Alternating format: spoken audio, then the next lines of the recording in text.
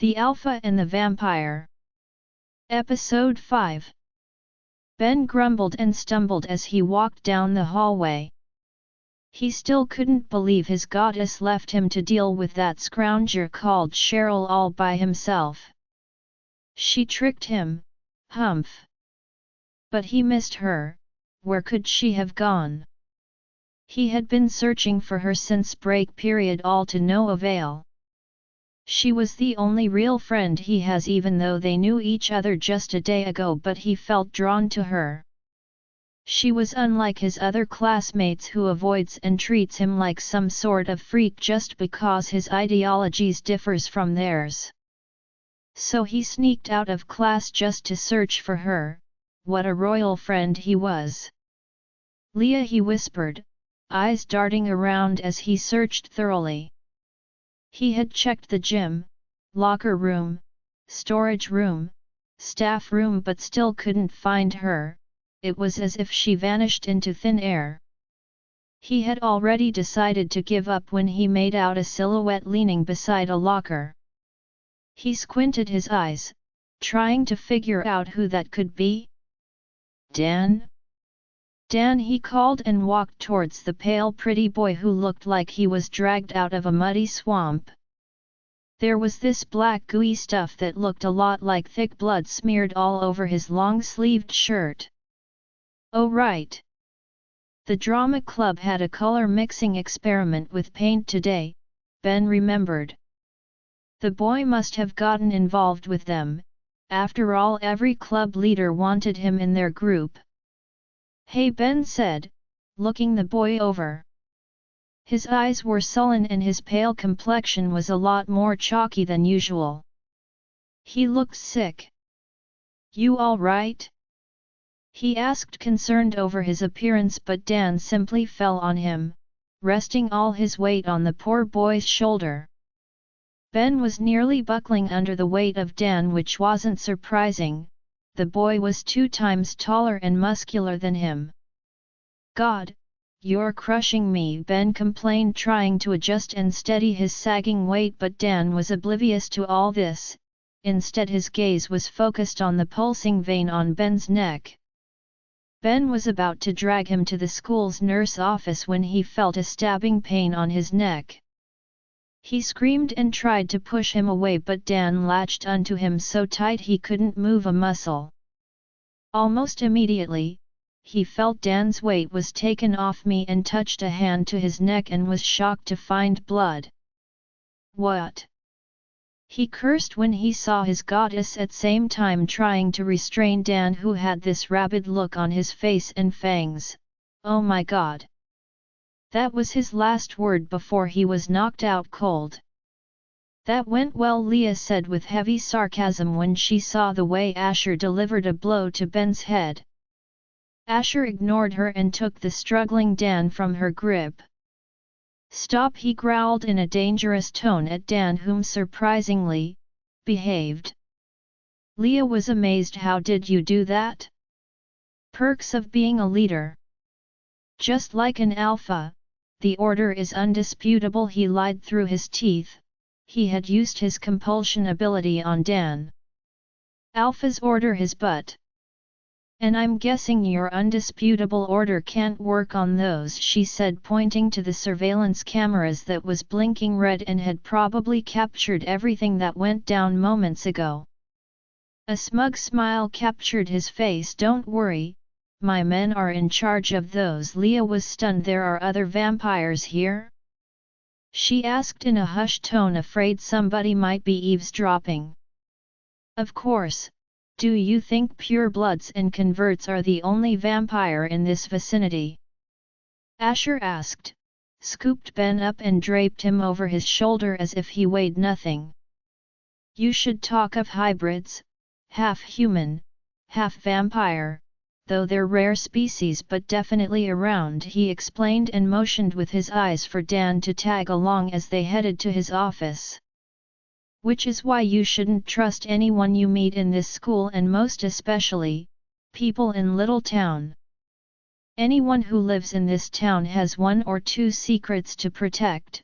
Nobody is who they seem to be. Leah frowned, it seems a bit suspicious why their dad wanted them of all places to be here, a town that wasn't even his birthplace. As if they knew anything about his birthplace, she scorned. The black pool of blood was still resting in the center of his office when they arrived. Asher simply waved his hand and the black liquid dissipated into the atmosphere, leaving only a black stain behind. Leah was awed by the scene. If all vampires had special abilities, she wondered what was hers. Though she was skeptical of possessing an ability since no one could even tell what she was. But she was also thankful Asher's secretary was off duty today, else she would have been scared out of her wits if she had witnessed everything that happened.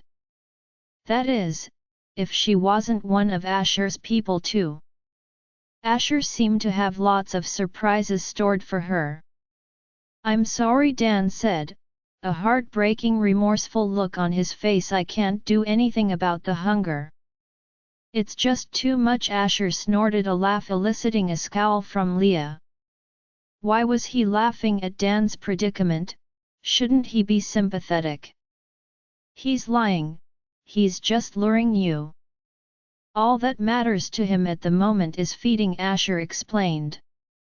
To prove that, Dan bared his sharp teeth dangerously at her when he discovered his plans were busted. "What are you going to do?" she asked, concerned. "Thinking on how to get him blood. Animal blood can't do the magic at the moment. What he needs right now is pure human blood." He wiped his face with his hand, sighing. "Unfortunately, most humans in Little Town is accepted and the tourist accounted for." Leah pursed her lips, thoughtfully. "Can't you get a blood bag from a hospital?" "I can, but my hold on him will relapse thanks to his intense willpower, and I trust you can stand your own, but I don't trust an experienced bloodthirsty pure blood vampire in a school full of humans." Asher made his point, eyes resting on the unconscious Ben sprawled on the ground carelessly, unaware he was sleeping in a den full of consuming lions. "Then let him take mine." Asher's head jerked up. "No, then do you have another option?" she questioned. "I know I'm still some sort of human even though my blood might not be pure anymore. So just let him take mine and save us the trouble." Asher's face contorted into an ugly scowl. If only she knew taking a vampire's blood that wasn't your mate was similar to committing adultery. "No, it's too risky," Asher objected right away. Leah threw her hands up in the air, frustrated. "The Mandurago took my blood and nothing happened yet. That was until I discovered you have werewolf blood in you." And Leah cut in. "I also have vampire blood." Asher stared her straight in the eye challengingly. "He needs human blood." Leah didn't back down. She held his gaze. "You haven't tasted mine." "No one's tasting yours," he said deceivingly and looked away. "I'll look for another way." But Leah grabbed his arm. "What's the problem here? It's not like I would die if he takes my blood?" she asked, noticing the way his eyes kept flashing diverse emotions. "Yet Asher, answer the girl. What are you hiding from her?" Dan cajoled, a wily grin on his face. Jaw clenched tightly and hands fisted, Asher felt the urge to punch the daylight out of that stupid Dan. This was why vampires hated werewolf venoms, it made them say and do stupid things. Not to mention, it heightens their dark side. Unlike vampires, werewolf dies from vampire venom once it reaches the heart unless taken out or consuming an antidote prepared by a witch. Vampires' death weren't immediate due to the fact they were undead creatures, they didn't possess a beating heart that would faster the movement of the venom. "Fine then," Asher spat coldly. "Do whatever you want," he said and grabbed a seat, sat down in irritation with his arms folded across his chest. Dan approached the girl, a lewd smile on his face. "I need your neck like hell you would," Asher growled and stood at once. Glaring daggers at Dan, he kicked the poor boy at the back of his knee joint. Leah swore she heard the sound of his kneecap snap, forcing him into a kneeling position right in front of her. "That's more like it," Asher said with a sinister smirk. He took the girl's wrist and bit down on it, producing blood.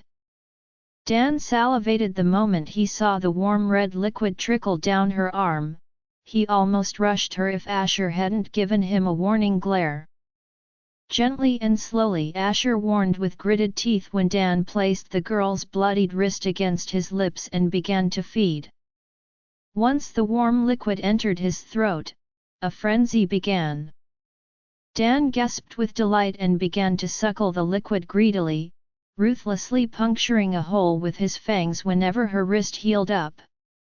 Leah bit her lower lip to stifle the cry in her throat whenever he tore open her wrist with his sharp fangs. "That's enough," Asher ordered after a while, tearing him away from her. Feeling lightheaded, Leah used the wall as support as she tried to fight the dizziness off. It seems Dan drank more than he should. Dan looked around in apparent disbelief, memories of what transpired moments ago drowning his mind. Guilt and shame assaulted him, making him look like one who was caught jerking off in a public washroom.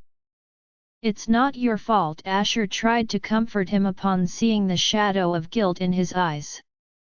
But Dan would not hear of it. If there was anything he prided himself on, it was his extreme self-control. Just like Asher, the both have mastered the skill of resisting the lust of human blood.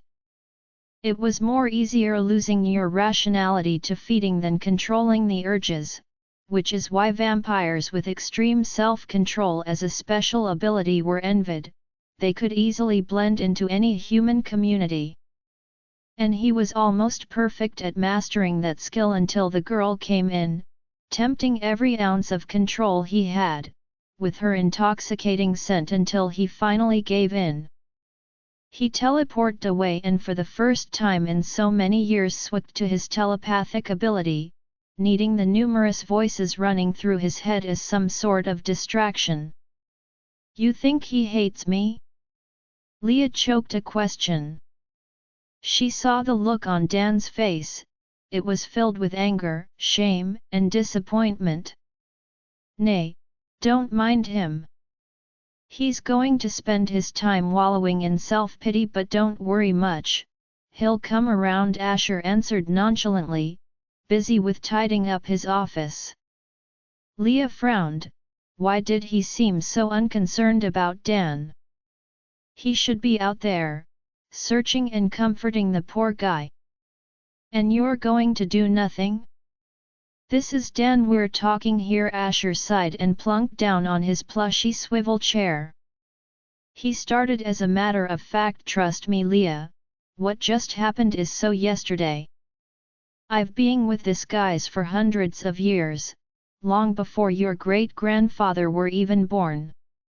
This is not the first time this has happened, he've been there, done that. So not much to worry about, darling." Leah didn't know whether to laugh or cry. His speech was informative as well as sarcastic, not to mention the fact she forgot she was dealing with an ancestor. She was about to argue the point when Ben roused himself. "Crap! She forgot he was here." "Vampire!" Ben said and awoke with a start. He sat up trying to take in his environment.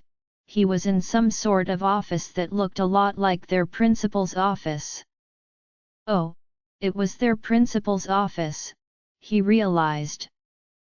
And there was the principal and holy crap!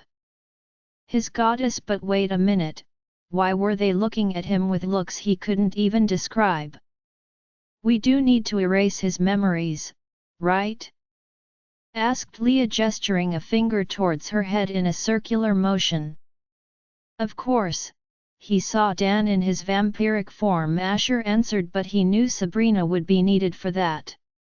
The girl might be naive, but she wasn't dumb enough to fall for his undisputable order of a thing again. And your undisputable order thing can't work on someone who isn't part of your clan, right?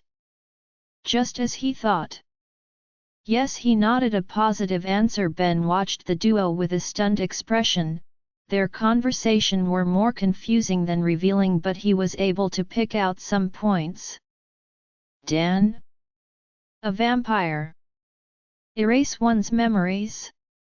Wait a minute, were they talking about erasing his memories? Vampires are real? Ben asked enthusiastically, if one might say. Shush, Ben, the adults are talking. Leah reprimanded him before refocusing all her attention on Asher. No, this is awesome, vampires are real. You guys do exist. I knew it. This time his zealous screams grabbed Asher's attention. I like this guy, he commented. Leah gave him a long stare. Seriously? Asher rubbed his jaw thoughtfully. He's taking the news well. First time seeing such a scene in my entire years of existence. The principal is a vampire too? Ben gasped in astonishment, circling Asher. I'm a huge fan of the supernatural. I've watched every supernatural movies ever produced, read tons of paranormal books and comics, but to discover you guys are real.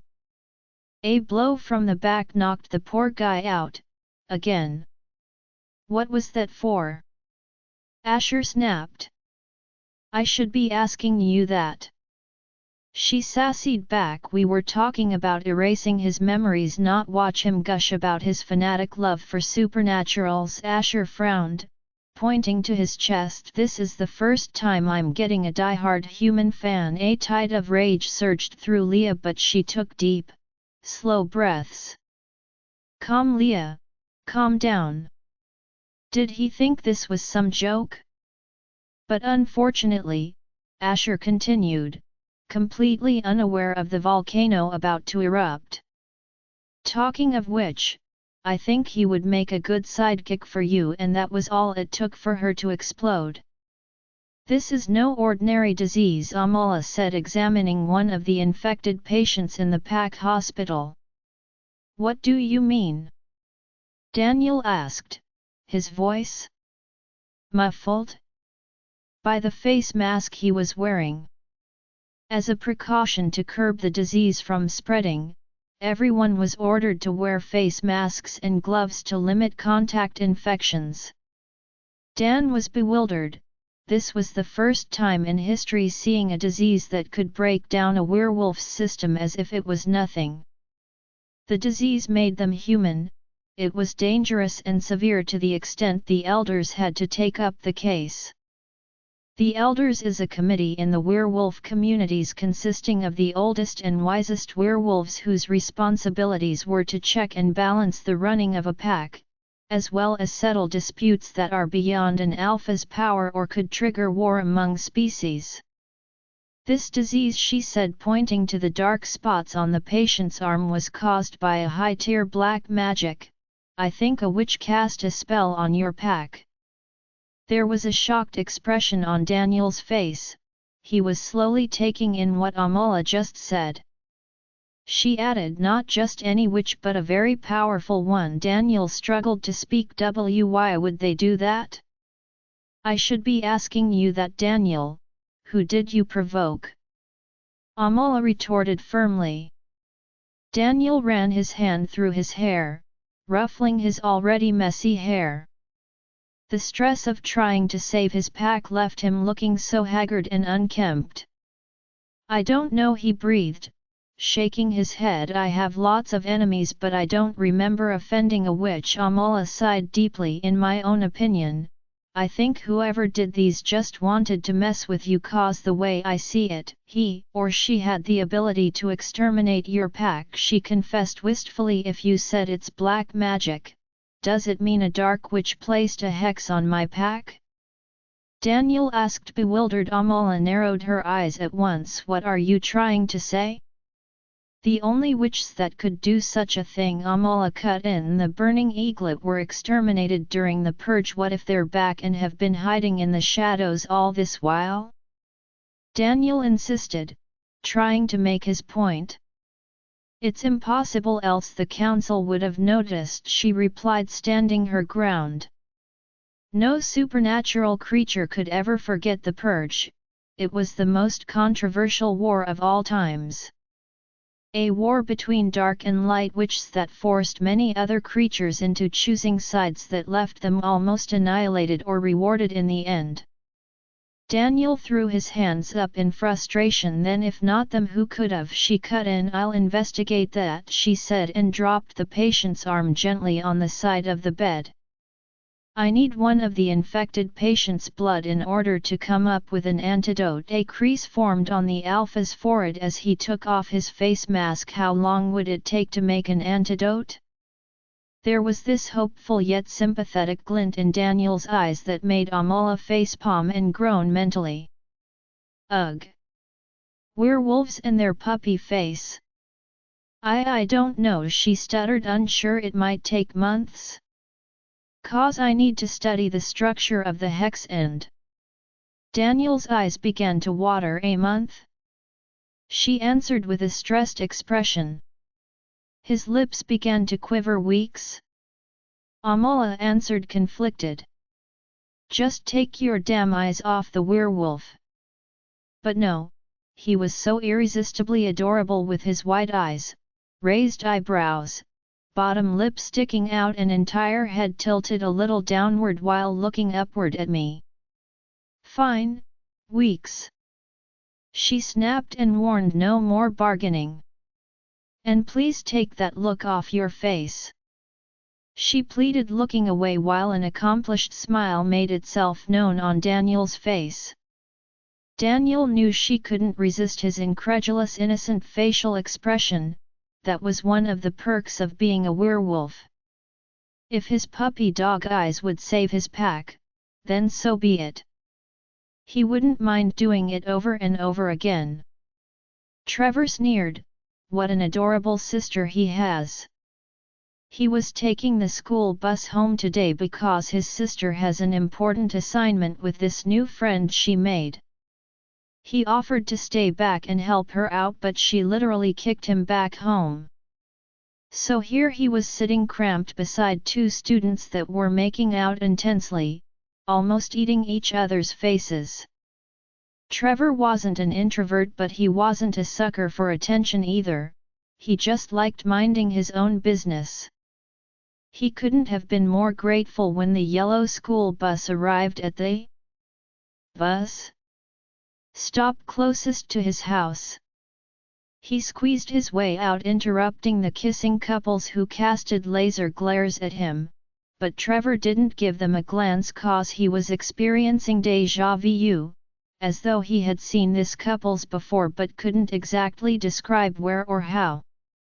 Trevor trekked back home, pondering endlessly, but he frowned when he felt he was being followed. He turned around but couldn't see anybody, and to crown it all, the streets were eerily quiet today even though it was mid-afternoon. Still looking around cautiously, he was scared out of his wits when he bumped into someone. "It's me," the intruder said, narrowly avoiding a punch that was sent his way. "Who are you?" Trevor asked with a guttural voice. The guy slapped his chest. "It's me, don't you remember? The guy you met in the alleyway that day you were attacked." "I don't know what you're talking about," Trevor said, trying to move away from this crazy individual, but he blocked him. "Wait, you don't remember me?" he asked, shocked before his eyes slowly narrowed in realization. "They erased your memories, didn't they?" Agitated, Trevor pushed the guy away forcefully. He faltered for a while but still grabbed onto Trevor. "You and I were supposed to solve this mystery together, cause we both know what ignorant fools in Little Town don't know about this time." Trevor didn't hold back. He gave him a sucker punch that sent him to the ground and made an exit hurriedly. The boy bit on his lower lips, drawing blood, and clutched his fist tightly. He was going to expose them all. "Hi Mom," Leah chuckled as soon as her mom answered the door. Her mom frowned, displease written all over her face. "Why are you home late?" "Oh," Jenny said as soon as Ben pushed Leah aside to make a hasty introduction. Jenny." Ben breathed and took hold of her mom's hands. "It is such an honor to finally meet you, the giver of life to this wonderful goddess by my side," Ben flattered, pointing to Leah. Leah rolled her eyes while her mom gave her a "please help me out here look." She sighed and came to her rescue. "Mom, this is Ben, my newly made sidekick." Ben cut in excitedly. "Sidekick?" Jenny asked, confused. Leah facepalm mentality, having the urge to throttle that stupid guy. "He means friend," Leah tried to explain. "You see, Ben here has a problem with communication.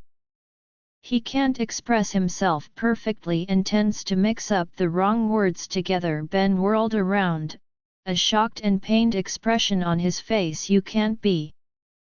Whatever he was about to say was forever lost when he saw the killing stare his goddess gave him. "Come in, you're just in time for dinner," Jenny said, letting them in. "You're home late again," Rex said as soon as she came inside the living room while Ben was busy examining her house in awe. Rex had fallen asleep before she arrived home last night, and thanks to the sleepwalking incident the next morning, she didn't have much time to make small talks with him. "How are you, pretty little boy?" Leah asked, ruffling the boy's spiky blonde hair, earning a frown in return. Rex tilted his head to the side, trying to avoid her touch, while Ben stared amused at the scene. "Who's he?" Rex asked his sister when he saw a guy with curly black hair grinning sheepishly at him. "That's my friend Ben," she introduced as the loudmouth waved at him vigorously. "I'm Ben, your sister's one and only friend. And as usual," he started, "just so you know, your sister is my goddess. Her smile alone shames the sun while the moon pays tribute at her feet," he narrated theatrically. Leah facepalm, wondering if there was an ejector seat nearby to shoot her out of here. Why was this guy always singing praises to her? She wasn't a goddamn goddess. Rex was dumbfounded. He turned to give his sister a questioning look. Leah easily deciphered that look, a "where the hell did this guy come from" look. "He's weird," was all Rex muttered and left, while Leah was relieved to know she wasn't the only one who thought that way. "Get your asses moving, people, dinner is served," Jenny announced from the dining room. Ben's eyes lit up with anticipation, so he got to the dining table before anyone else. Leah suddenly wondered if the guy was on drugs. His energy never depletes for once. "Wow!" Ben exclaimed when his eyes witnessed the feast on the table. If his goddess ate this much every day, why was she still as slim as a stick? "Make yourself comfortable," Jenny smiled down at Ben. She couldn't help but like the boy. He looked inquisitive yet naive, not to mention the fact he was the first male friend her daughter has ever made. So there must be something special about him. "Thank you, Mrs. Jenny," Ben thanked and took a seat beside the flow Italian marble dining table. "Just call me Jenny." "Thank you, Jenny." Slowly, the rest of the family joined the duo at the table. Trevor's eyes narrowed when he saw that fool at the table. "What's he doing here?" Trevor asked his sister, who was sitting beside him while the boy sat in front of them. "I have no idea," she breathed inaudibly. After the hot argument with Asher earlier, he still insisted on the boy being her sidekick, claiming it wasn't everywhere that Dan could go with her. Just like a witch's home, an invisible barrier always kicks vampires out, since most witches places a spell that wards off the undead. "What would a witch hurt me?" she had asked him with a heavy heart. Inwardly, she had this feeling that his answer would be a disappointing one, but she just wanted to confirm it.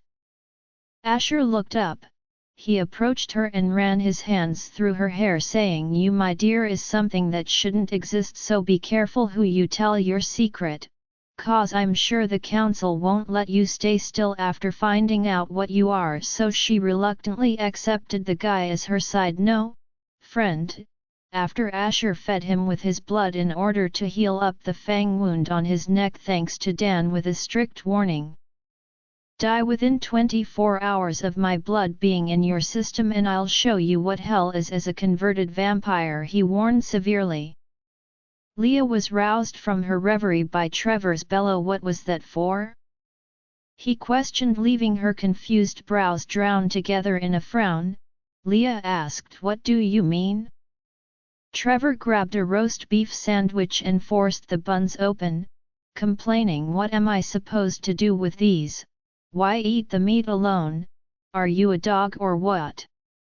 Leah blinked repeatedly, not believing what she was hearing. "I didn't do such a thing," she retorted innocently. "Oh really? Then what about those?" Trevor said, pointing to the rest of the main dishes which were almost meatless. Surprise, then disbelief spread abroad her face to the extent she had to look twice to ensure her eyes weren't playing tricks on her. She looked up to discover the rest of her family frozen in disbelief. They were just as shocked as she was, save Ben, who was busy protecting his fried chicken with macaroni and cheese, collard greens, okra, and cornbread from her. Leah didn't know whether to laugh or cry in frustration. Even in the direst of straits, Ben's response was still anomalous and dubious as his outlandish character. "I'm sorry," was all Leah could say before everyone resumed their meal. For some strange reasons, Leah couldn't find the rest of the foods appetizing. She only yearned for the remaining succulent, slightly pink, and thinly sliced meat in almost every dish on the table. Even though the mood was slightly ruined a while ago thanks to the meat episode, Ben was there to lit everywhere up, and Leah had to admit, the guy knew how to lift someone's spirits. Her mom couldn't stop laughing cause he fed her one story after the other until she entered a laughing fit and almost choked on her food. At least there's something he can do well. After she was through with her meal, Leah headed to her room and Ben followed suit. Once inside, she turned and scowled at him, but he looked away, whistling and scratching his scalp awkwardly. "Isn't it time for you to head home?" Leah asked with a fierce gaze and hands akimbo. Ben swallowed deeply. He turned and pursed her lips in a pout. "Can't I sleep over?" "Now, show me what you've got," Ben said and blew a whistle, and Leah zoomed off using her extraordinary speed. How did things get to this stage? Let's go back a bit. Flashback "Can't I sleep over?" Ben asked Leah with a pouted lips while she passed him a threatening glare. "Do you want to die?" "Please," Ben pleaded, rubbing his palms together while literally jumping up and down. Leah frowned. "What about your parents? Would they allow you to sleep in a complete stranger's house?" Ben snorted a laugh, but Leah couldn't help but notice the flash of irritation that crossed his features. "They're not around, neither would they notice even if I was across Antarctica by now," he explained without his usual zeal. Leah knew he had a story to tell, but she wouldn't push him into narrating anything if he didn't want to. "Fine then," she sighed. "I'll tell my mom, and if she agrees, expect a guest room set up for you, no?" he said in a flash. She moved a brow. "What? Can't I sleep with you?"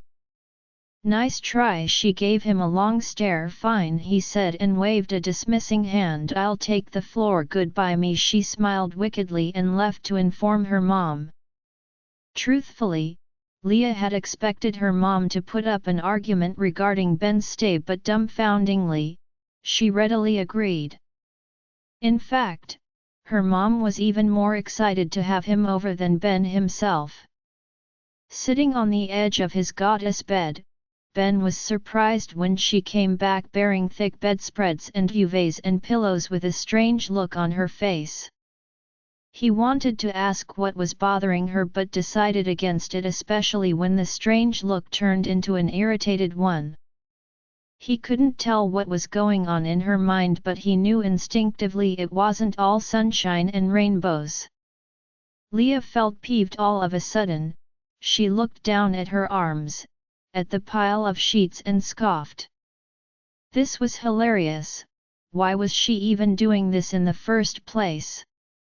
She looked like a mother hen indulging her chick.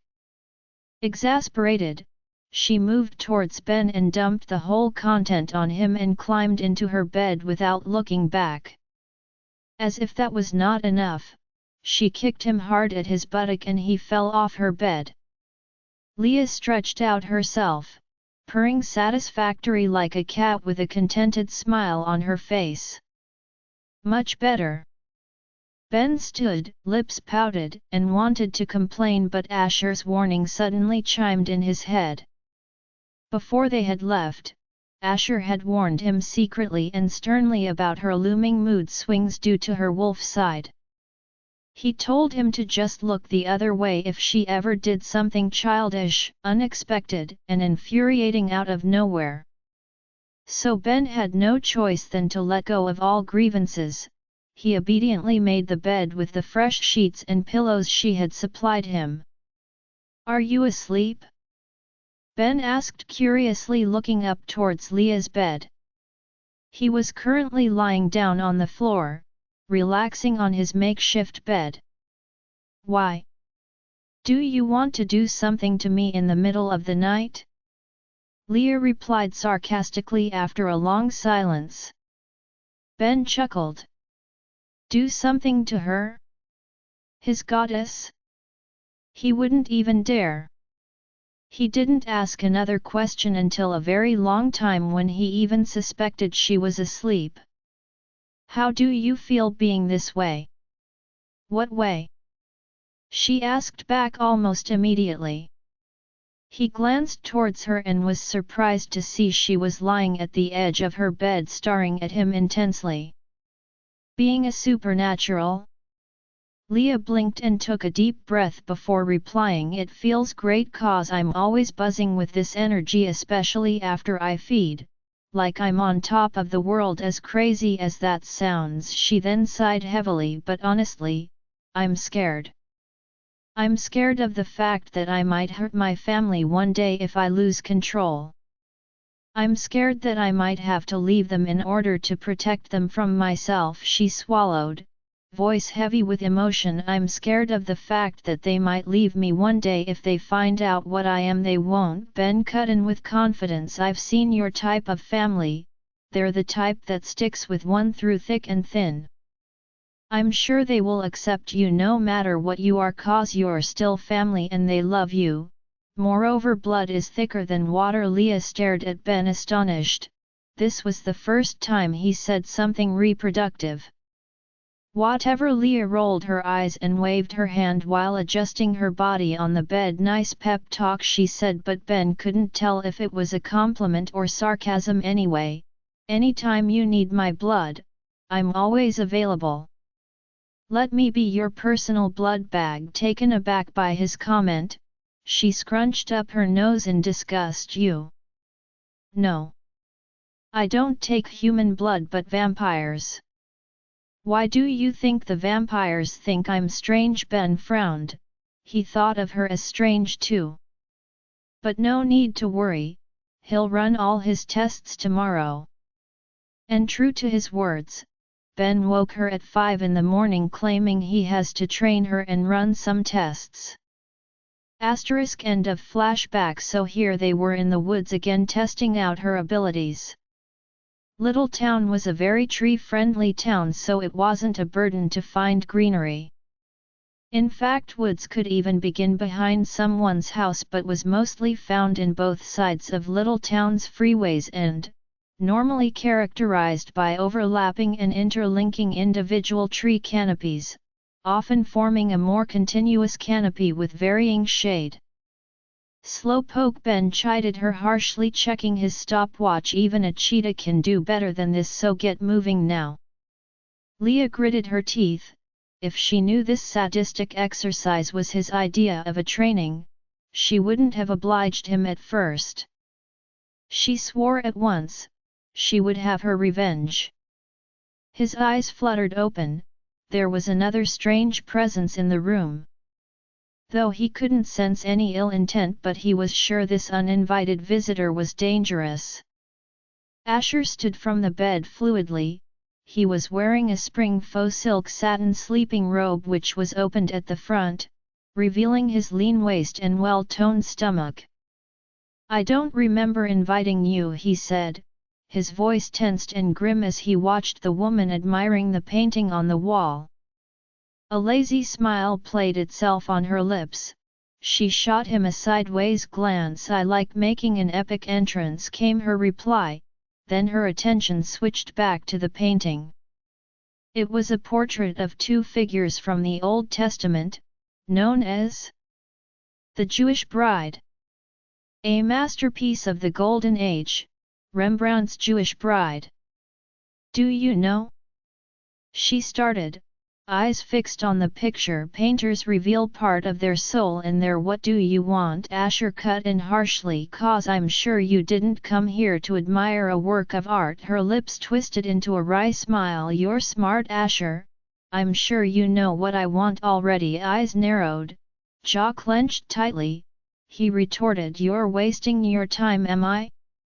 She asked and turned to face him, her blazing red hair falling over her shoulder like a waterfall. She had green eyes like him, but hers was of a darker shade. But she was endowed with curves he couldn't tell whether it was natural or magically enhanced. As if they were a couple, her hot, see-through red rose floral lace trim robe left little to the imagination. "I am not stupid enough to join in your suicidal plan," Asher retorted, dragging his eyes away from her body. Smart cookie, she purred, stopping right in front of him. "He thinks my plan is suicidal," she whined, twirling her finger in a circular motion on his bare chest. "My clan is much more important than whatever plan you're cooking, so give up," he warned through gritted teeth, ignoring her hand teasing his chest.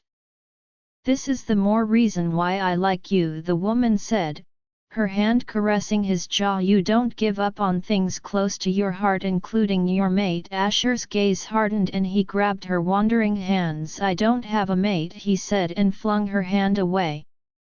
The woman laughed hysterically, her mocking smile infuriating Asher more and more. "I don't have time for this," he warned and turned to leave. "Who told you she isn't your mate?" Asher halted. He turned slowly to face her, asking, "What do you mean?" She laughed. "The girl is your mate, Asher." There was a look of disbelief on Asher's face, followed by an icy glare afterwards. "Leave? You don't believe me?" she scoffed. "Don't you dare play me, you witch!" he growled at once, barely suppressing the urge to hurt her. "It's impossible to have two mates, so get lost." "It is not impossible for her, you moron."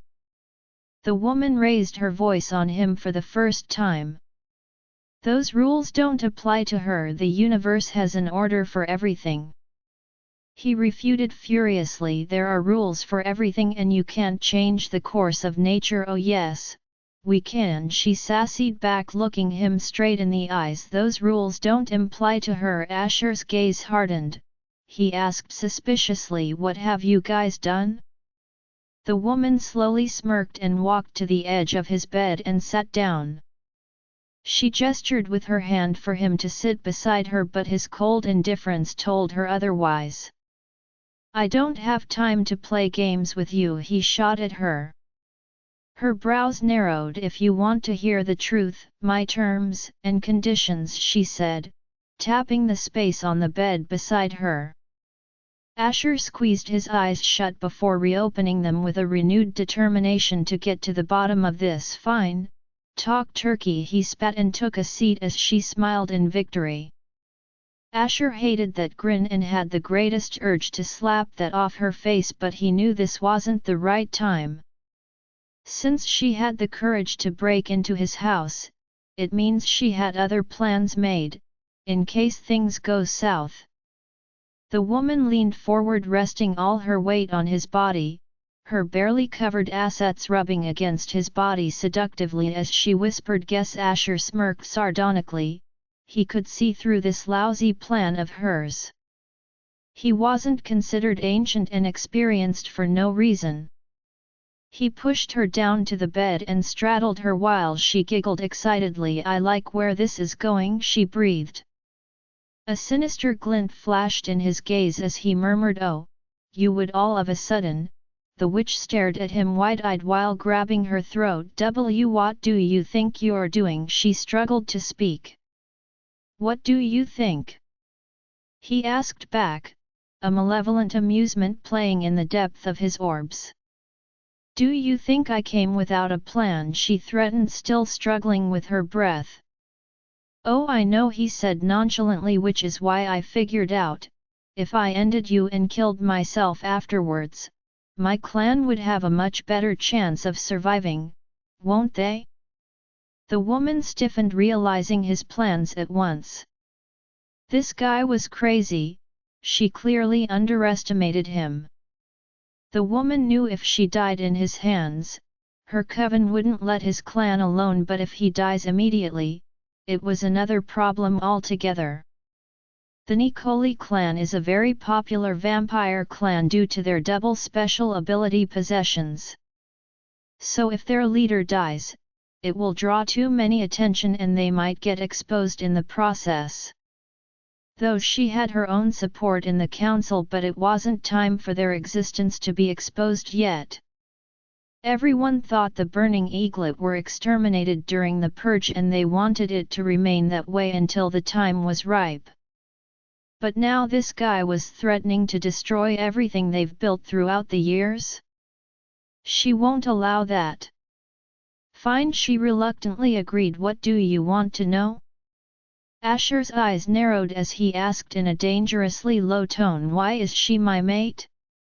Smart cookie, a clever person who makes good decisions.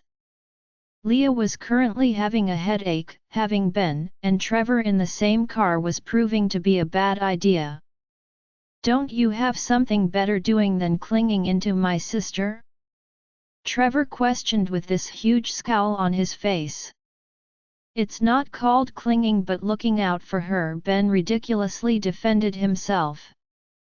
"Looking out my butt," Trevor said with an angry snort. Their argument gained tempo as they continued bellowing back and forth. Their squabble was so hot and frustrating that Leah couldn't have been more grateful when they reached school. Parking the car, she fled away before the duo could catch up with her and swore never to have a sleepover with Ben. Though Ben didn't tell her, but she had a feeling the boy was born with a silver spoon, 'cause he didn't go home for a change of clothes but somehow ended up getting his hands on very expensive clothes from one of the departmental stores in town after their morning test. Though they were well off, but Leah wouldn't risk spending that much on clothing. In fact, his actions somehow made her curious about his background. Why would someone of such a background cling to her side like an octopus? Not that she was suspicious of Ben's intentions for befriending her, but she was just plain curious. Moreover, his behaviors were totally alien and unfit of a young master. "Well, none of my business," she thought, and had barely opened her locker before Caroline approached her. "Oh God," Leah groaned. She barely had strength left to deal with her after putting up with Ben and Trevor. "Hi," Caroline said with this sweet smile on her lips. Leah blinked, unsure. Strange, why did it look like Caroline was smiling at her? Wait, she was really smiling. "Hi?" There was a slight blush on Caroline's cheeks, and the fact her eyes were darting around nervously made Leah frown the more. "Do I owe you something?" Leah asked, wondering why she approached her. Caroline scratched her scalp awkwardly. Hey, she began. "I know we didn't start out great, but let's bury the hatchet and become friends, all right?" "That's a first." "Fine," Leah agreed. "Friends then." Caroline thrust forth her hand for a handshake. "Friends." Leah took her hand, sealing the deal. Caroline gave a wide smile. "Aha! Least I forget," she said, tucking a stray hair behind her ears. "I have a party this coming Friday at my place and you're welcome alongside your friend." The slight stressed look on Caroline's face told Leah Ben was standing beside her. "All right, see ya." Leah gave her a wave before turning to look at Ben. "What?" Ben shrugged when he noticed the strange look she was giving him. "Nothing." She pursed her lips and shook her head sympathetically. If Leah was asked to describe Ben, she would simply call him Harry Potter look-alike, especially with his messy curly hair and the gold-rimmed glasses he was donning. "You should feed soon," he said. "What?" she asked, taken aback momentarily. "Your eyes, they're blue," Ben explained, gesturing to her eyes. Leah blinked. The color thingy was going to be hard to control. Imagine, if this had happened in front of a total stranger, it would have posed a problem. But the thought of feeding off Asher had her blushing tomato red. The last time she fed from him, a lot went down. "I can't now, classes are about to begin." "Why worry when your boyfriend's the principal?" Ben wondered. Leah glared at him as she refuted his claim. "Asher is not my boyfriend." "Then who is he?" Leah tried to speak, but she just couldn't find the right words to express herself. He's just Asher." "Asher is just Asher and totally none of your business." She shunned him off with a strict warning. "Really?" a very deep sultry voice said from behind her, and her heart dropped. "Oh my God! Asher!" She turned around rigidly while swallowing deeply, mumbling curses on Ben for choosing such a bad time to ask his question. "Principal Asher." She forced a smile that didn't quite reach her eyes. "My favorite student," he smiled back, a mischievous glint in his eyes. The game was on and they both knew it. "To what do I owe this pleasant visit, Principal Asher?" she asked, eyeing the curious gossips and onlookers. "I seem to remember we both have unfinished business, don't we?" Asher played along. Yes sir," she replied coquettishly, lowering her head. "Then I'll be expecting you in my office," he ordered, and stride away, leaving the students full of questions. They wondered what the new girl had done this time. "Didn't you receive a summoning order?" Ben teased, wrinkling his brows suggestively. Leah slapped him on the back of his head. "Get lost," and left to go answer Asher. For some strange reasons, her heart couldn't help but feel giddy. What was she anticipating? Asher's secretary signaled her to go in as soon as she arrived the reception lounge, but she took a break, trying to assemble her scattered thoughts. She stood outside and took a deep breath before she knocked twice, turned the doorknob and walked in. Asher was relaxing against his office desk with his sleeves folded upwards. It looks as if he was patiently waiting for her, and that alone made her feel butterflies in her stomach. She had to admit, even though the guy was an ancestor, but he looked under 20 and like one of those hot models that appeared on cover papers. In fact, he looked better, without the makeup and all. "What are you thinking?" he asked, breaking her reverie. His breathtaking green eyes staring at her curiously. Scratch that he looked like one of those dark gods that was only found in fantasies. How could someone be this beautiful? Why did you call me? Leah avoided his question smartly. If she began to relay the nonsense in her head, he would surely laugh her to scorn. What do you think? Especially with your eye color like that? He asked back and began to unbutton his shirt, causing her throat to dry up. She couldn't tell what was on his mind, especially with the way his eyelids veiled his eyes, hiding his intentions from her. Swallowing deeply, she asked, "Do I need to drink from your neck? Can't your wrist do?" "Yes, you seriously need to," he cut in immediately. "You are mandated to." Caroline was discussing some important stuffs with the school's basketball captain when her girls approached her. On a normal day, she would have ignored them until she was done, but the moment she recognized that look on their faces, she had to halt their discussion at once. "Tell me, you have something worth my attention," Caroline spat, obviously displeased they interrupted her.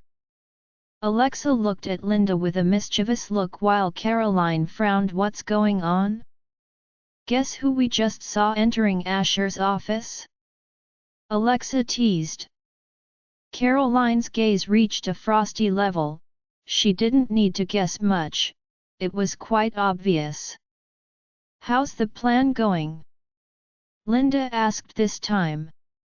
Caroline smiled wickedly. She took the bait and hopefully, "She appears on Friday, but isn't this risky?" Alexa peered cautiously, looking around. "In search of anyone who might be eavesdropping. I mean, we know what we're dealing with here. What if things go wrong?" Arms wrapped across her chest, Caroline turned to face her. "You worry too much, Alexa. Just chill, I've got things under control." Alexa breathed nervously. "I hope so." Caroline didn't bother to reply the worrywart. Nothing was going to change her mind. She doesn't care whether the girl's a supernatural or not, she would crush her. Nobody takes Asher away from her. Asher belongs to her. The door snapped open with a bang. "You didn't tell me Renard's family is in town?" He walked into the room breathlessly, glaring daggers at the other figure resting his legs on the desk. Chris stood up from shock. "What are you talking about? Renard has a family?" Shane drew back his hood while exposing the logo of a small humanoid carrying a quiver of arrow printed boldly on the chest area of his robe. He narrowed his eyes suspiciously. "You didn't know?"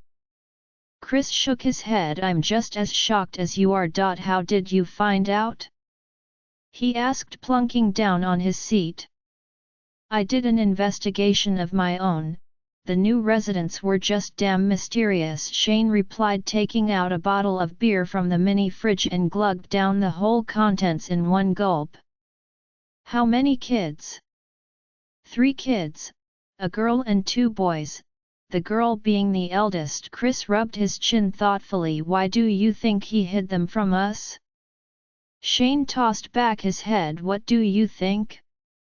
He probably didn't want his kids in the Hunters League, not that we gave him a choice anyway." "You think?" "What else?" Chris took a deep, long breath. Renard was a very quiet yet secretive human being, but never a narrow-minded person. He must have had a bigger reason he didn't want his family affiliated with the Hunters. He just needed time to figure this out. He would get to the bottom of it all. "I need to summon the head," Amala said to the guards who wouldn't let her inside the inner chamber. "You don't summon the head summons you," one of the guards retorted. "But I come bearing important news," she insisted. "Narrate your message, we'll help relay it," the other guard assured her. "There's being reports of the burning eaglet." "That's impossible," the first guard rebuked. "They were exterminated during the purge." Amala's gaze hardened. "Apparently some survived. They've rebound." "Do you have evidence to prove that?" The second guard inquired. Amala nodded, then began to narrate her story. We'll convey your message, the first guard agreed, making gestures with his eyes to the other guard. Thanks for hearing me out. Then she bowed and left. How could he do this to you? Emily gasped, letting her magic curl around her ladyship's neck, trying to heal her. There was a red strangle mark around her neck. It seems I pushed him too hard, her ladyship said, examining her neck on the mirror attached to the dresser. Emily sighed. Should we teach him a lesson? No, she said in a flash. The guy is a madman. I don't know what he will do this time if we push his button. Suddenly she smiled. But that makes me like him more. She stared at Emily's reflection in the mirror. I heard his father supported us during the purge. Yes, your ladyship, but that cost him his life and almost his clan. But his son treasures his clan much more than he had. Oh, she realized. Then we must get him to our side by all means. Then she turned to face Emily. How long before the vessel is perfect for transfer? As soon as her powers are stable, her ladyship lit up. I can't wait to meet her. There was something strange about Asher today. His gaze was more tender, unlike his usual indifferent ones, and there was this strange glint in his eyes. Why was he looking at her as if she was the best thing in his eyes? Are you going to keep staring at me or feed on me? He said, snapping Leah out of her beautiful reverie. Leah blinked. Has she been staring at him all this while? She cleared her throat awkwardly, but when her eyes fell on his bare upper body, her throat dried up again. How could someone look beside her? Asher released a torrent of curses before he grabbed her waist and drew her close, murmuring huskily into her ears, if you keep on staring at me that way, we might end up doing a little more than feeding. So what do you say? She released a shaky breath when his hands trailed down her arms and he smiled knowingly. He knew the effect he was having on her.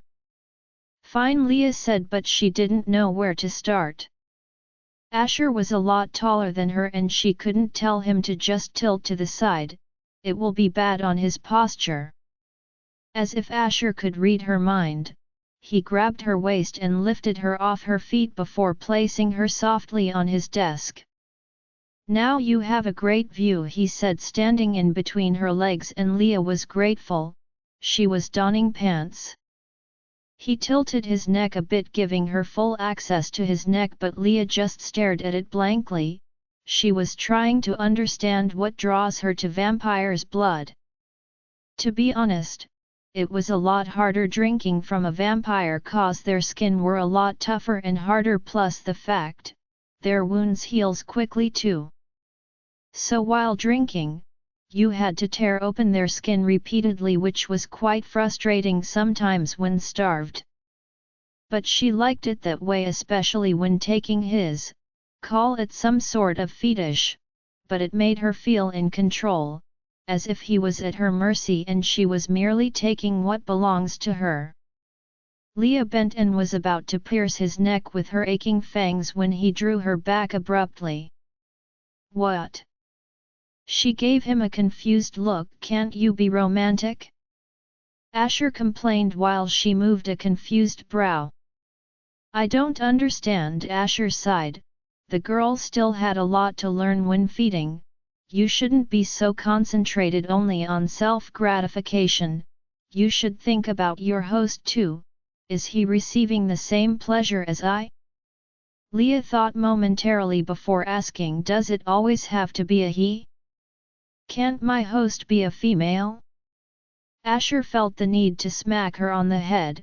He was busy trying to come up with ways to make her feeding experience blissful, and she was already thinking of feeding on another vampire, not only that but a female. Leah felt his mood darken and wondered what she did wrong this time. As I was saying, Asher said, choosing to ignore her question, you have to lighten the mood. Don't just jump into the act immediately, but give your host a good time. Put him in a state of euphoria, Asher said suggestively, dropping small butterfly kisses on her neck. Understood? Leah could only nod her head. She felt like a huge task was suddenly passed on to her. She wasn't dumb enough not to notice what Asher was trying to say. He wanted her to pleasure him. She suddenly scowled. Why was he being so tight-arsed? The last time she fed on him, he was so generous with his blood. Why become penurious now? Fine, she agreed reluctantly and slowly lowered her head towards his neck. She kissed the spot between his neck and shoulder, sending shivers down his spine. Like this? She murmured, running feathery touches all over his back. Hard as it was to admit, she was beginning to enjoy this.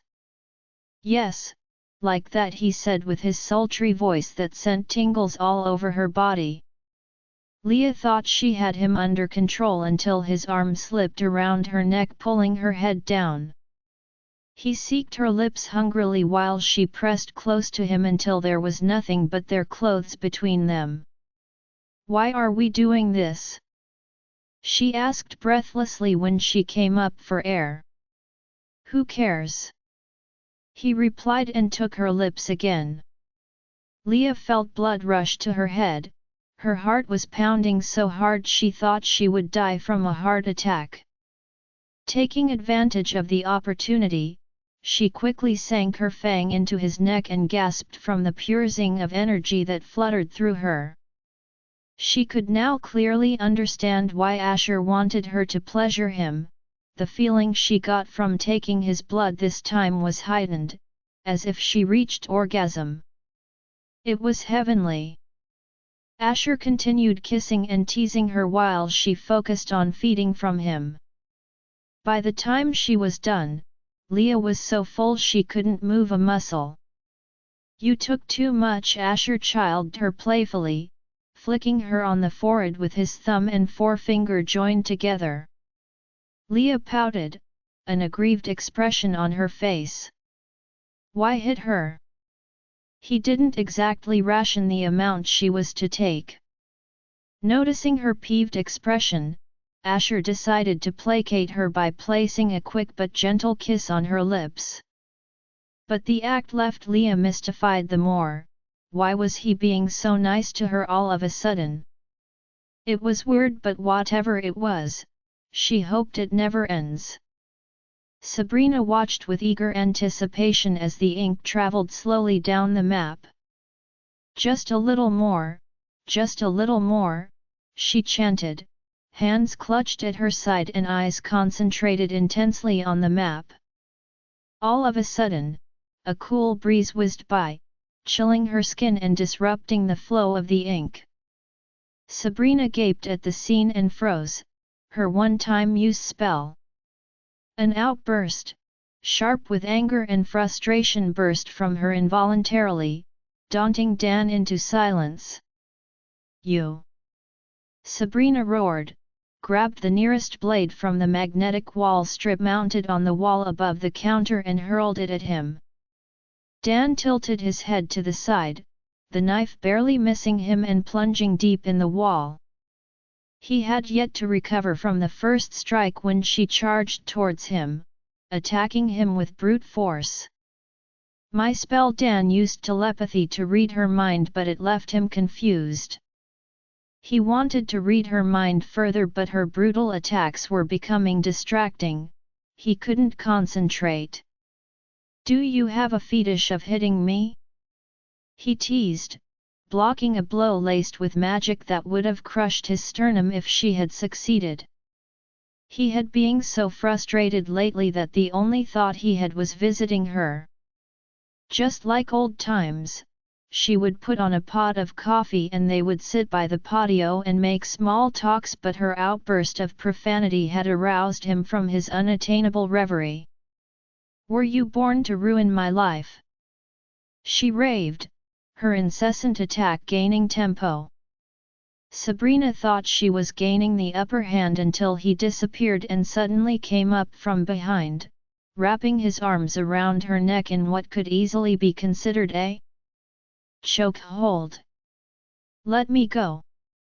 She struggled frantically, but Dan was a lot stronger than her. Fine, Dan breathed before he let go, spun her around with full gusto and pressed her body close to his.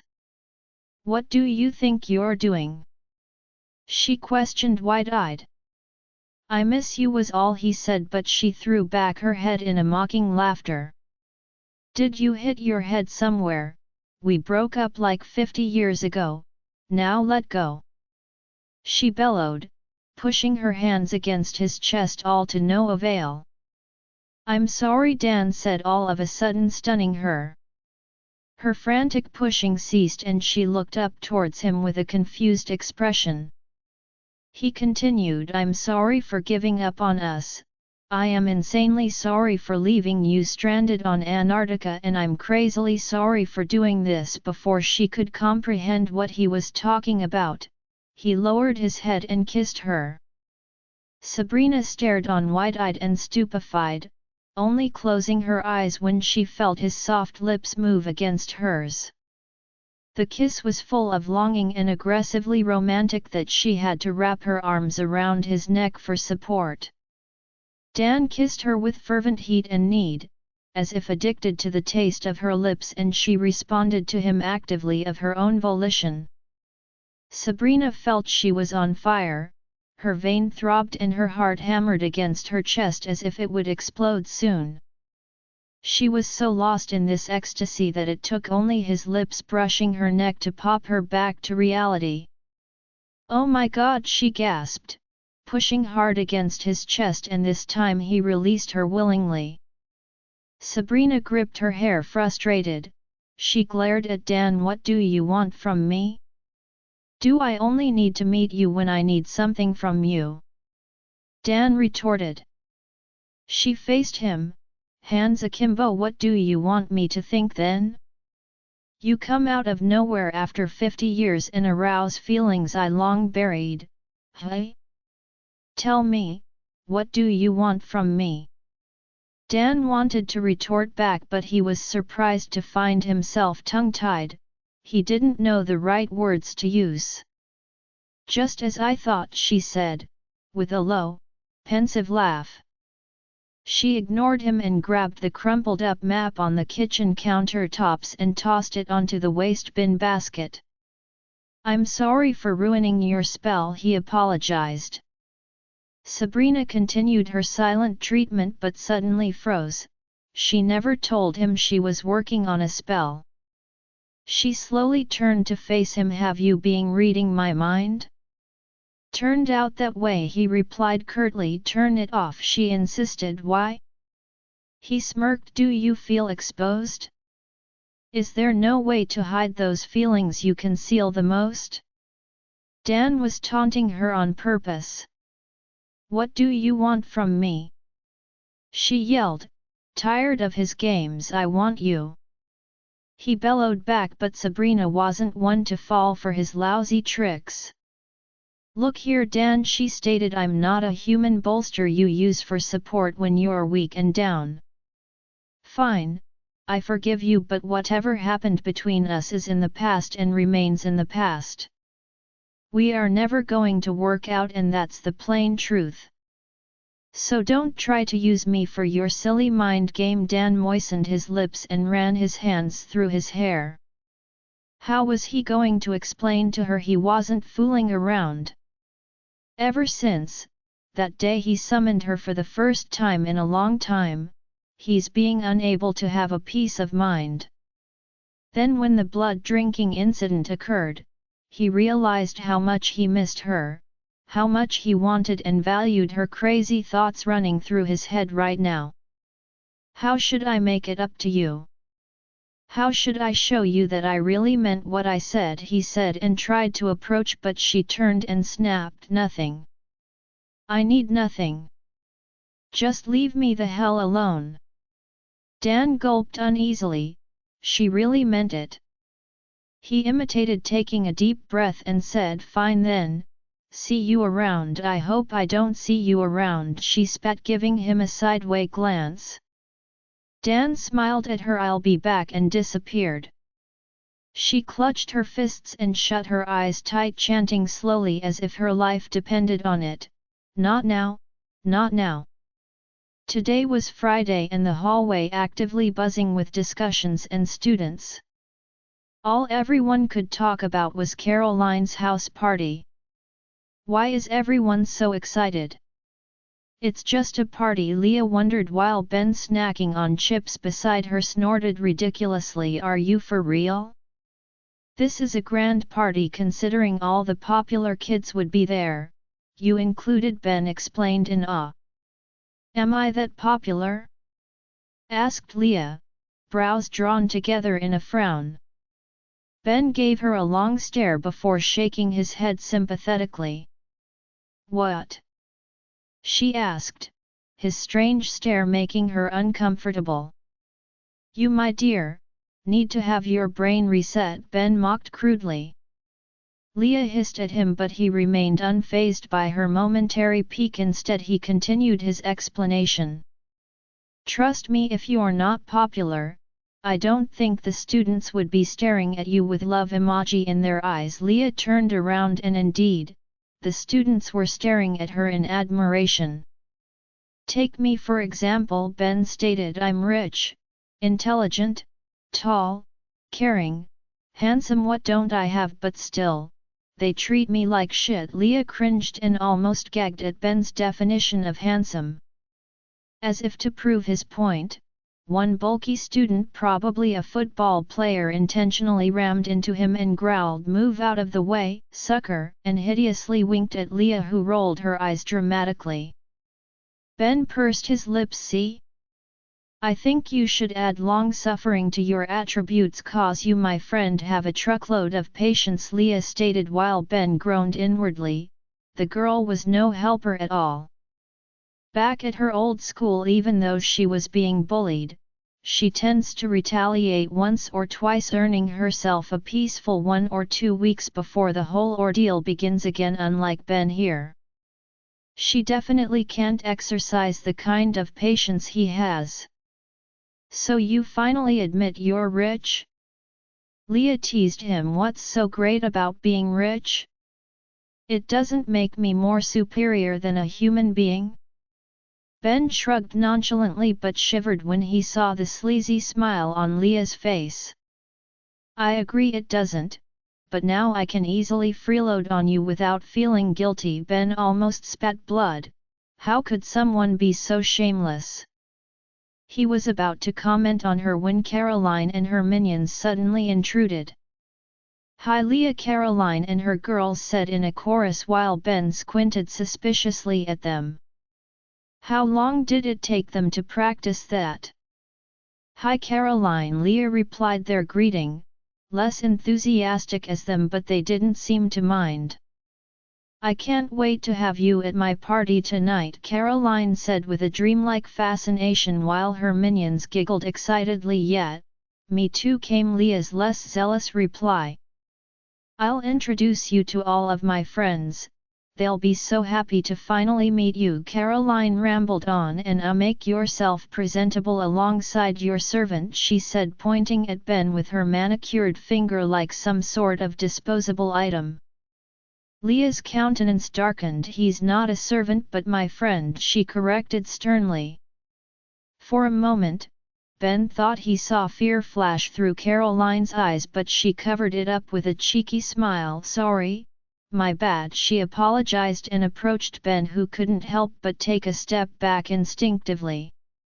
But he was startled when his back touched a body and he turned only to realize Alexa and Linda, her minions, were behind him, halting his movement. Ben was flabbergasted. When did those two crafty creatures get behind him? As if that was not enough, he flinched when he felt Caroline's hand on his cheek as she brought his face towards her.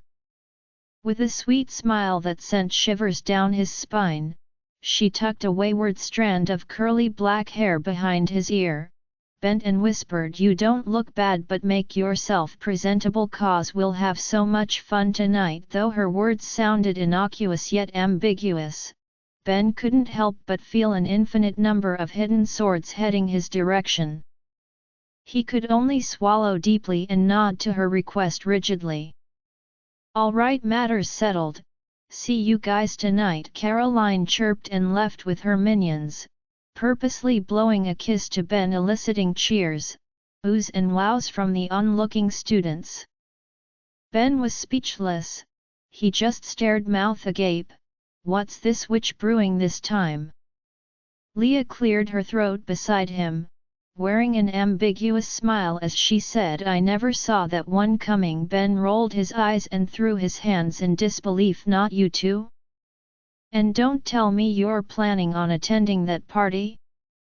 Leah stared questioningly at him, not really understanding his sudden change of mind.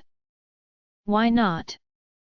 There's free booze and food," she added, "not to mention, my mom's not there to supervise me." Ben literally smacked his face. "I don't trust Caroline." Leah gave him a funny look. "You don't trust anyone around me save yourself," she retorted blandly. Ben didn't know whether to cry or laugh. She has really formed an opinion of him. "You don't understand," Ben tried to explain, getting in her way. "I have a feeling she has something up her sleeve. She might do something to you tonight." Leah stared at him blankly for a while before bursting into laughter. She laughed so hard tears slipped from her eyes and her stomach hurt while Ben stared at her with a peeved expression. "What's funny?" he asked sternly, arms folded across chest. "You seem to have forgotten something." She laughed and moved closer to him before whispering into his ears, "I'm a supernatural.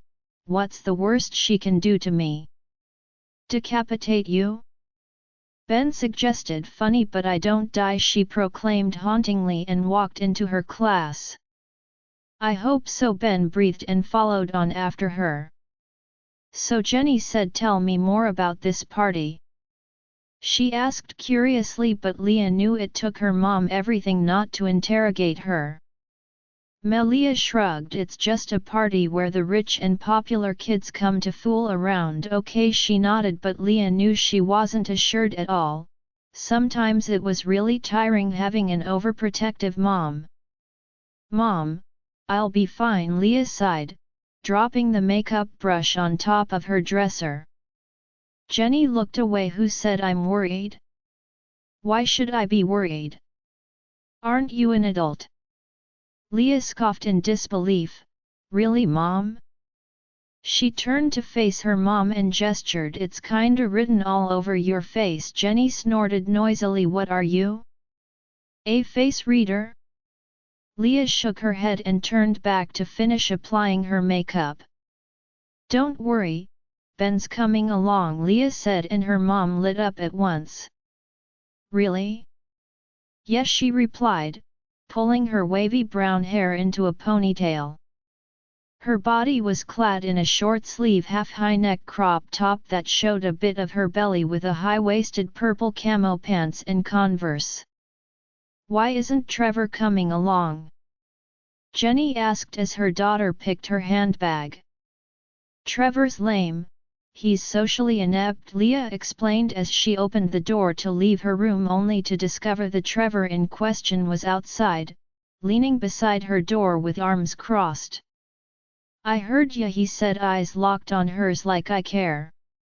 She blew a raspberry at Trevor, who stared at her in shocked silence. "I'm not socially inept," Trevor refuted, keeping pace with her as she walked into the living room and slumped down onto a sofa. "Says someone who haven't had his first kiss yet," Leah teased on purpose. "Why you?" Trevor sputtered, becoming red in the face. "Be good, Leah," her mom warned as soon as she came into the living room, while Rex chuckled at the side. By the time Trevor could compose his flustered emotion, they heard a car honk and pull up at their house. Leah sprang up. "I'm guessing that's my ride," she said excitedly, and rushed to go see Ben, curious to see how much he spruced himself up. Immediately Leah opened the door, she saw Ben with fisted hand about to knock on their door and froze. "Oh my God! Ben was sporting a printed jacket with a black turtleneck, skinny pants, and a cream-white Adidas Farrell Who NMD. His curly black hair was straightened and slicked back. And for the first time ever, Leah noticed his high cheekbones and chiseled bone structures. The guy was breathtakingly handsome. "What's taking you so long to answer the?" "Wow," Jenny breathed as soon as she stumbled upon them. Was this Ben? Where the hell was he hiding this beauty all along? She wouldn't have recognized him if not for his usual cheeky smile. "Hi Jenny," he said, waving and giving her his signature sheepish smile. "Hi," she replied calmly. "Hi," Leah finally managed to say, eyes still glued on him with blazing intensity. The way she was staring at him was beginning to make even Jenny uncomfortable. "Talk more him." Come in dear," Jenny said, making a way and scuffling Leah, who was still staring absent-mindedly at him, to the side in order to make way for him. Ben scratched his hair awkwardly and walked inside, wondering why his goddess was staring at him as if he was some sort of alien. With a hand rubbing her jaw thoughtfully, Leah scrutinized Ben intensely. There was something different about him. Not just appearance-wise but aura-wise, but she just couldn't exactly pinpoint what was that. Thinking Leah was back, Trevor was about to retort when his eyes suddenly rested on a stranger. "No, scratch that, a familiar stranger." "Be Ben," he stammered, wide-eyed. "That was Ben?" "Hi," Ben greeted. "It seems I've overdressed this time. Everyone seems shocked to see me." "You certainly did," Rex agreed. "You certainly did not," Jenny contradicted hastily. Suddenly Leah walked in with this odd gleam in her eyes and approached him. "Let's go, we're already late for the party." "Sure my goddess," he said, but noticed the way she flinched. Did he do anything wrong? But Jenny came to the rescue. "All right kids, have fun at the party," she said, guiding them to the door. "Remember to use protection, don't get pregnant." Trevor shouted from behind. "Jesus!" Leah passed him a sideways glare. "Ignore the boy," her mom mouthed, and led them outside only to see a convertible in their lawn. "Is that your car?"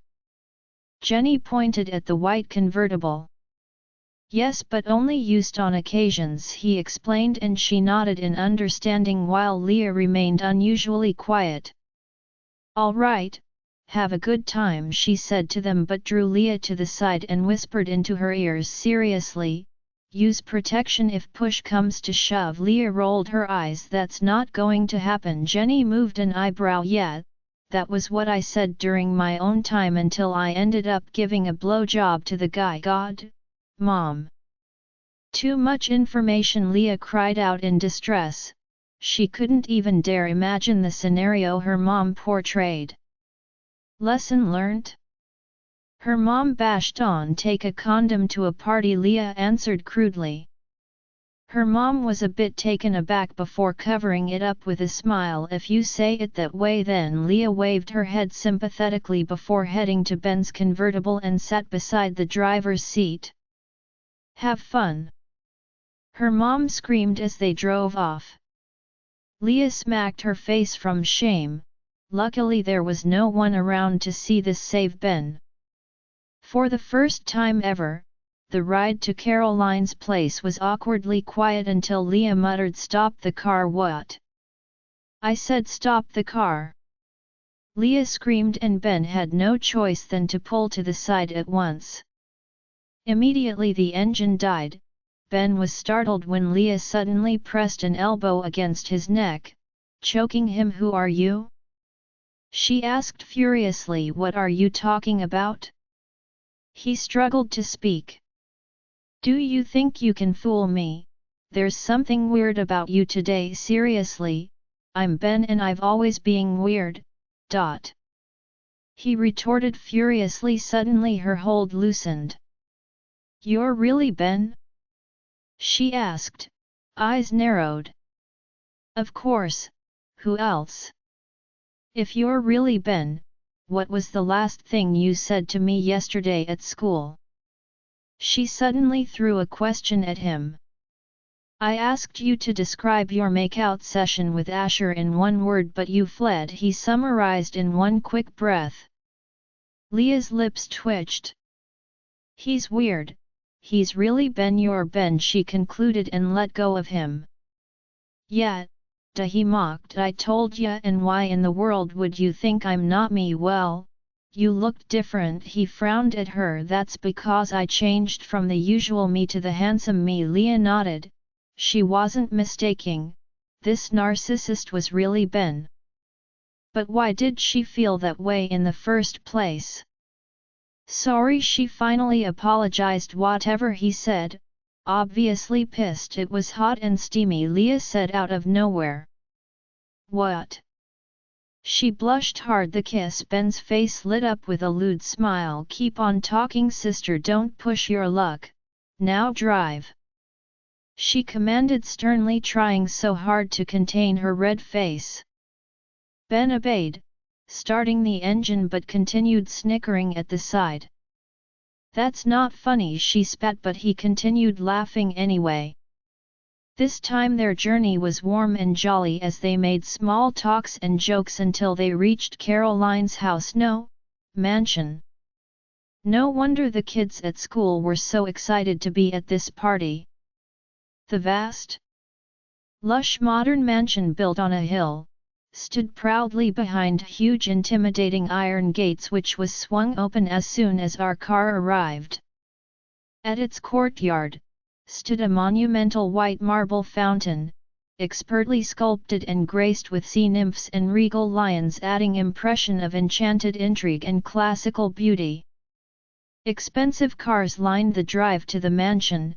It was obvious everyone here came to impress or show off their wealth. Loud music were already blasting from speakers placed at strategic points, while some students were already drinking from single-use plastic cups by the time we arrived. Heading up the walk to the mansion, Leah couldn't help but notice the way guys were drooling over her and some girls staring at her in awe and the others in pure green envy. It seems as soon as she became a supernatural, she had this aura that began to attract people towards her, though she couldn't tell if it was a good thing, but sometimes it was quite exhausting when everyone wants to hang out with her. She stepped into the area serving as the living room, which shockingly was larger than her house put together. The living room was used as the party ground, already decorated with balloons and colored lights, with students swaying their bodies to the music, some schmoozing and the others unsurprisingly making out on the couch, stairways, and at secluded corners. No offense, but between Caroline and you, who's richer? Leah asked Ben as soon as she approached the large decorative buffet table. Probably Caroline, said he, slowly munching a buffalo chicken crescent roll he grabbed from the table. She's a Garcia and they are one of the founding families of Little Town, he explained, and took another roll. Leah nodded before asking, and you're not a member of the founding family? No, he waved. We moved to Little Town 5 years ago. While Ben was busy chomping on the foods, Leah was more interested in the drinks and treated herself to a whole lot of it. She was eager to prove a theory tonight. Would she get drunk upon her regenerative ability? Ben frowned, watching how she gulped drinks upon drinks. Don't tell me you're testing a theory? How did you know? She asked, surprised. You're not difficult to read. Besides, without you bringing up it, I had planned testing if alcohol had an effect on you tonight, you know, for your safety and future purposes. Leah sighed. Sometimes she wondered if she should be wary of this guy. He could end up deceiving and trapping her in a secret lab for his fetish experiments one day. I'm good, just feel slightly buzzed but still standing firmly on my feet, she explained. Fine, let's go dance. It would help clear your head, said Ben, who grabbed and tugged her towards the makeshift dance floor where everyone was rocking, shaking their hairs and jumping to the music. The curtain LED and the 9-color LED disco light added a lot of exciting to the stage while the DJ slammed hits upon hits. "Dance, don't be a party popper," Leah shouted since she couldn't hear herself above the music. Ben, who suggested going to the dance floor, was suddenly stunned and shy when he discovered how intimate the dances had become. "I can't do this," he shouted back and tried to leave, but Leah was quick to grab him and keep him from escaping. Leah groaned seriously. "Ease up. This is a high school party and you're here to have fun, so start swaying that body," she commanded, and he obeyed reluctantly. At first Ben was awkward, but when she whispered "relax" into his ears and grabbed the small of his back and pulled him closer, he began to dance to the tune of the music. Truth be told, it was awkward for Leah as well, but she covered it up perfectly. She never imagined her first ever invited high school dance would be with a guy friend and not her girlfriend's, but when she discovered the guy was cool with it, she lost herself to the music.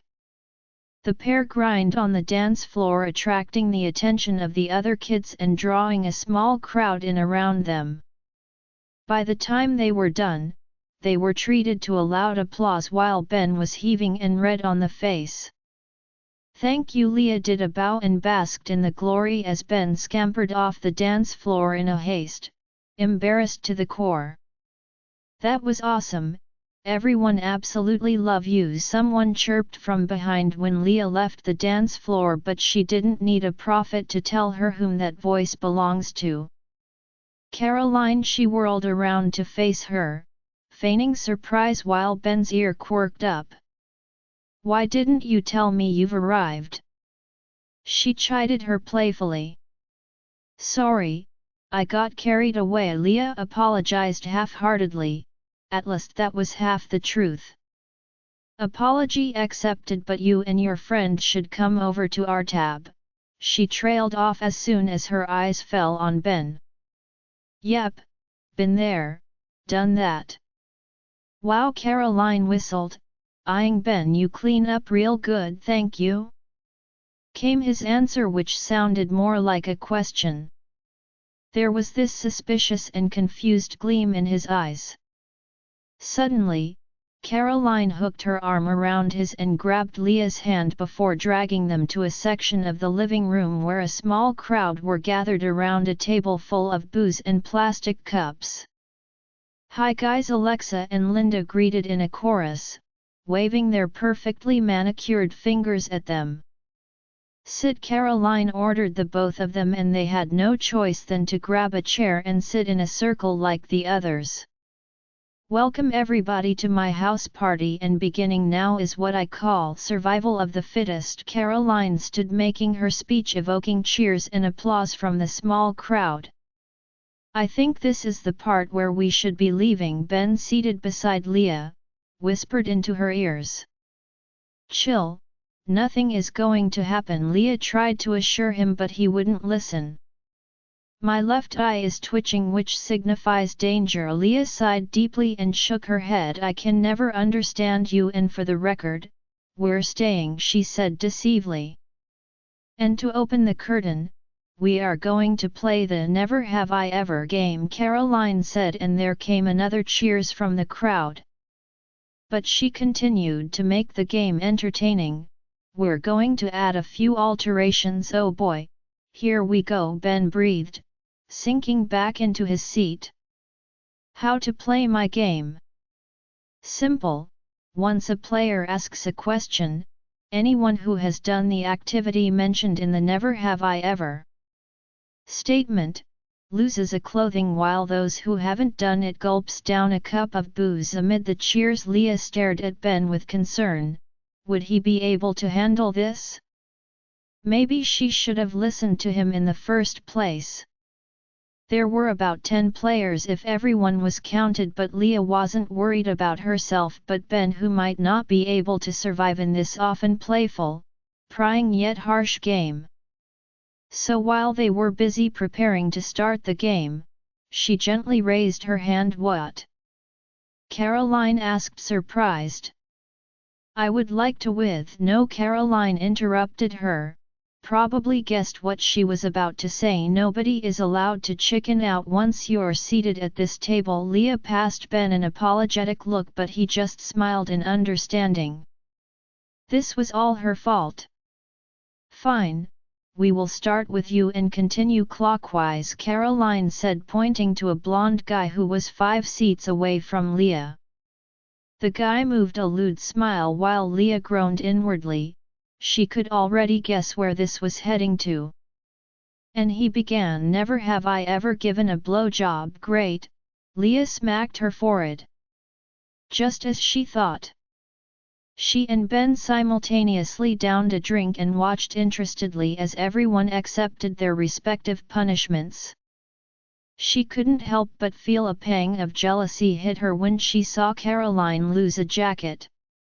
Leah knew she and Asher had a bit of an intimate relationship, and couldn't help wondering if she indeed gave Asher a blowjob. Next, Caroline ordered amidst the laughter and chatterings, never have I ever been caught cheating on a test. The next girl said, and this time only a guy lost a clothing while the others grabbed a drink. Never have I ever kissed my best friend, the next person, who happened to be a guy, said with a dark smirk on his face, and this time, Alexa and Linda gave up a clothing while glaring intensely at him. The others quickly downed a drink, watching the drama unfolding. Everyone save Caroline stared at the girls suspiciously, beginning to question their sexuality. They all knew the only person the duo always hang out with was Caroline, and since she didn't pull off a cloth, there was something literally going on between the two girls. Next, Caroline snapped, jerking everyone from their thoughts. The guy beside Leah began, never have I masturbated. This time everyone pulled off a clothing while regarding one another warily. Unfortunately, 3 people were eliminated: Alexa, Linda, and the guy they glared at earlier. According to the rules by Caroline, once you've been stripped of all your clothing save your undergarments, you are automatically eliminated, and once you can't handle your booze, you're eliminated as well.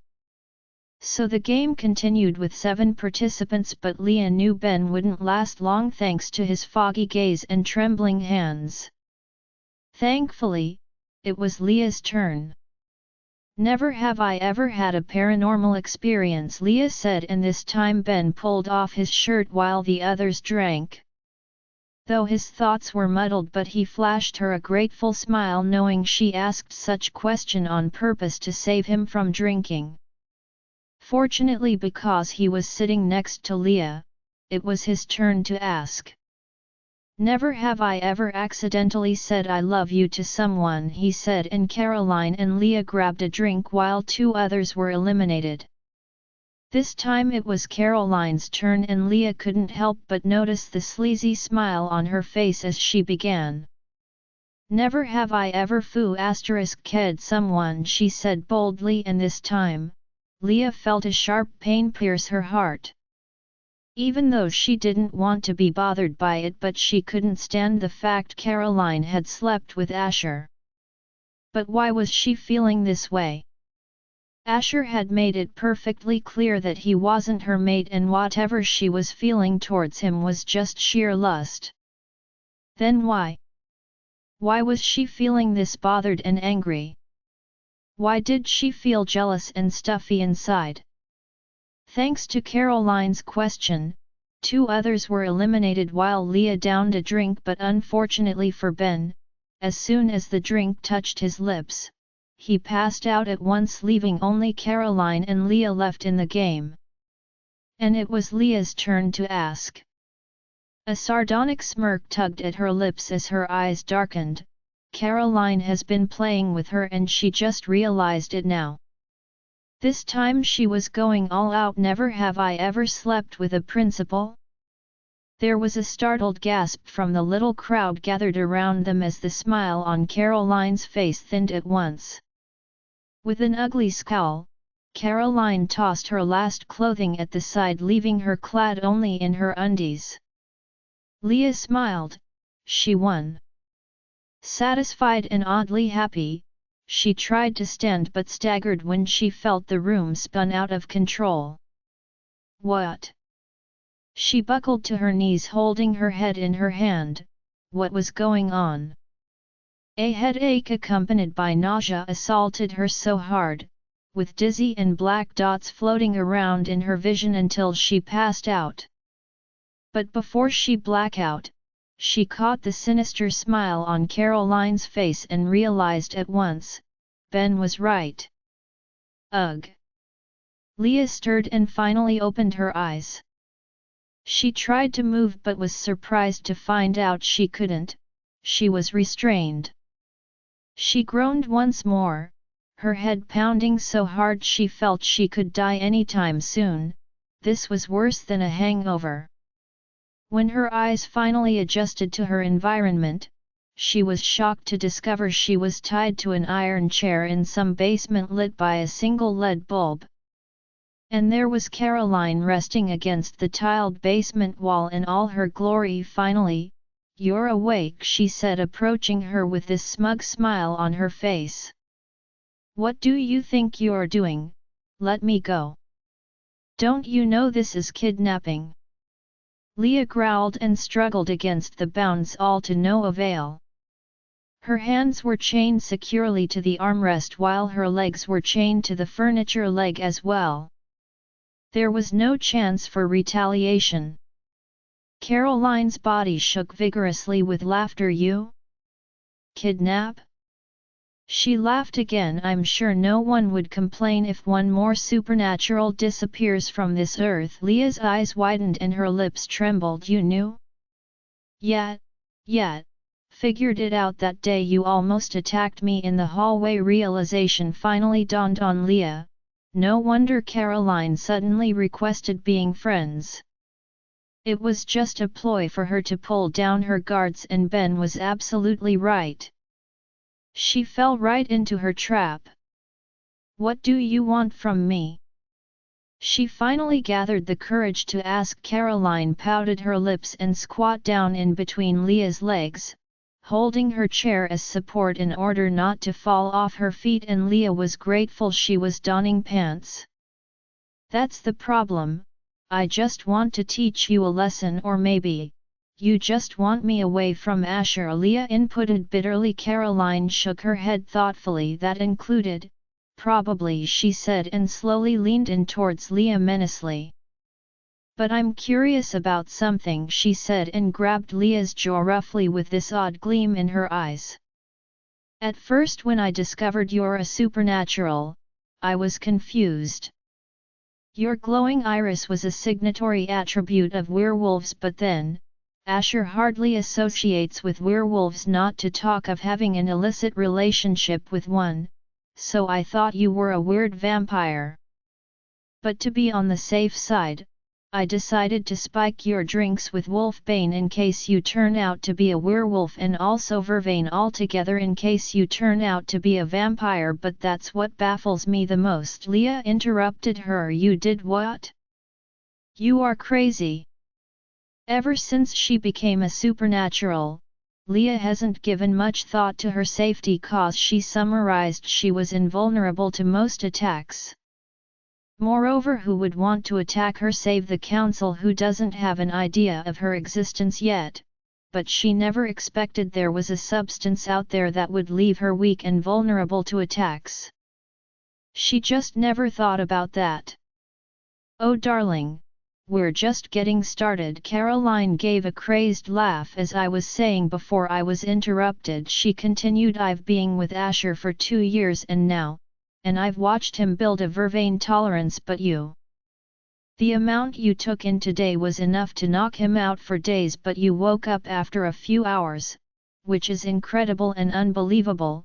That is, if you're indeed a vampire." She let go of her jaw and focused her eyes on the chains. "As an extra precaution, I added the silver chain when binding you in case you indeed turn out to be a werewolf.